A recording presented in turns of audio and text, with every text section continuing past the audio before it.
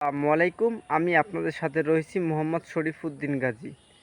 আজকে আমি আপনাদের সামনে আলোচনা করব বাংলাদেশের নোংরা রাজনীতি সম্পর্কে।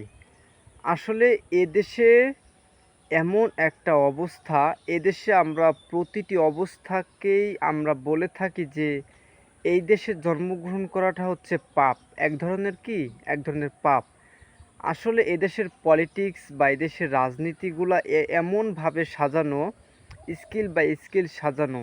এদেশে আপনি যদি জন্মগ্রহণ করেন আপনাকে রাজনীতি বাধ্যতামূলক। আসলে আমার মাঝে মাঝে মনে হয় যে এদেশের যে সংবিধান আছে সেই সংবিধানে হয়তো লেখা আছে যে বাংলাদেশে জন্মগ্রহণ করলে আপনাকে রাজনীতি করতেই হবে। কারণ যখন যে দল ক্ষমতায় থাকে ওই সময় ওই দলে যদি আপনি না থাকেন, ওই দলের পাও যদি আপনি না চাটেন, তো আপনার ব্যবসা বাণিজ্য বন্ধ, চাকরি বন্ধ, খাওয়া বন্ধ, গোসল বন্ধ, আপনার পুরো পরিবার না খেয়ে মারা যাবে। এই এই যে সিস্টেমগুলা, এইগুলা কি? এগুলা নোংরা রাজনীতি। আর আমরা এইগুলাকে কখনো প্রত্যাহার করব না।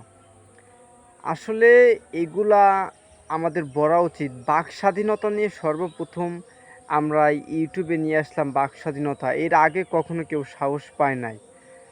আসলে যতদিন বাঁচবো সত্য কথা বলবো, সত্যকে সত্য বলবো, মিথ্যাকে মিথ্যা বলবো এবং বাক স্বাধীনতা নিয়ে আরও নতুন নতুন ভিডিও ইনশাআল্লাহ আমি আপনাদের সামনে উপস্থাপন করব।